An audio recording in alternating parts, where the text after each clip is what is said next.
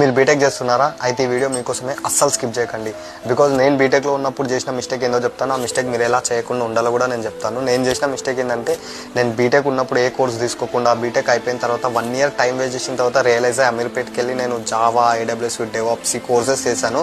So దానివల్ల నాకు 1 year time waste అయింది అండ్ మళ్ళీ కోర్స్కి 6 months టైం వేస్ట్ అయింది. సో నేను చాలా ప్రాబ్లమ్ ఫేస్ చేశాను జాబ్ పరంగా నా కెరియర్లో.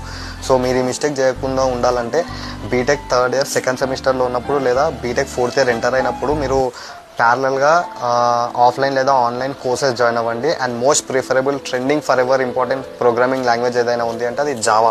సో మీరు ఫస్ట్ జావా చేయండి 3 months, అండ్ 3 months అయిపోయిన తర్వాత AWS విత్ డెవాప్స్ తీసుకోండి. లేదు మేము ప్యారలల్గా మేనేజ్ చేస్తామంటే Java morning and evening AWS with DevOps timings మీరు చూసుకుని ప్యారలల్గా చేయండి. దీనివల్ల అడ్వాంటేజ్ ఏంటంటే మీరు బీటెక్ పాస్ అవుట్ అయ్యే టైంకి ప్యారలల్గా మీకు బీటెక్ గిట్ అయిపోతుంది, at the same time course కూడా అయిపోతుంది. అండ్ వన్స్ మీరు